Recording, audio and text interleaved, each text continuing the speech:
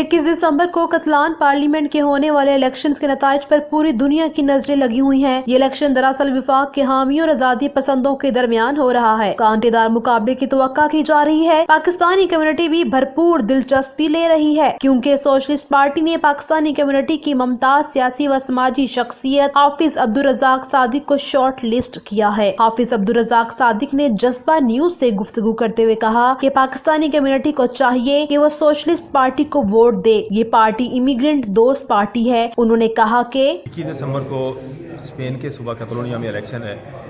मैं भी socialist party की तरफ से कतलान पार्लियामेंट के लिए उम्मीदवार हूँ।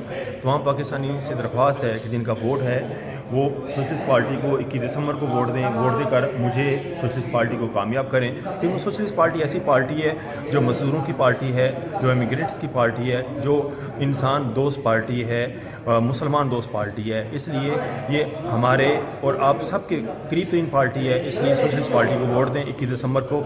और 21 दिसंबर को जब आप वोट देंगे तो आपका वोट ज़ाया नहीं होगा, क्योंकि सोशलिस्ट पार्टी ने हमेशा आपके वोट का तहफ़्फ़ुज़ भी किया है, आपके हकूक़ का तहफ़्फ़ुज़ किया है, आपके मसाइल का हल निकाला है, आपकी मुश्किलात को हल किया है। इसलिए 21 दिसंबर को सोशलिस्ट पार्टी को तमाम पाकिस्तानी वोट दें। आप सबका शुक्रिया। रिपोर्ट रिजवान कासमी, जज्बा न्यूज़, बार्सिलोना।